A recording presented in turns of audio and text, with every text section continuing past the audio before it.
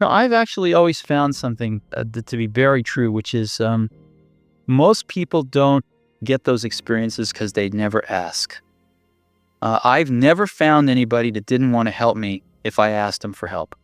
I always call them up. I called up, this will date me, but I called up Bill Hewlett when I was 12 years old, and he lived in Palo Alto. His number was still in the phone book.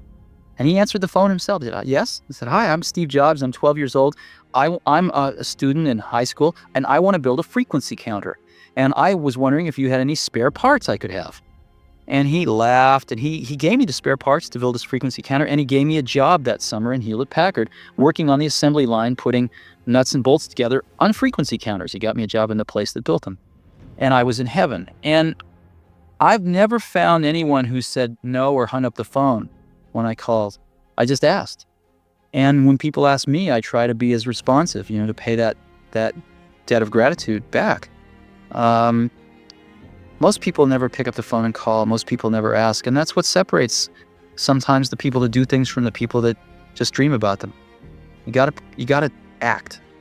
And you've got to be willing to fail. You've got to be willing to crash and burn, with people on the phone, with starting a company, whatever.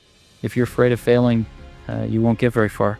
I think certainly being focused on something that you're confident will have high value to someone else, and just being really rigorous in making that assessment, because people tend to, a natural human tendency is wishful thinking.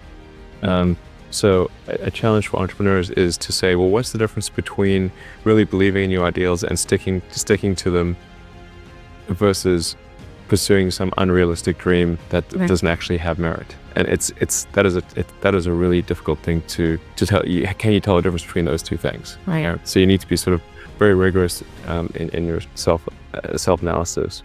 I think certainly extremely tenacious, and then just work like hell. I mean, you just have to put in, 80 to 100 hour weeks every week. All those things improve the odds of success. Okay.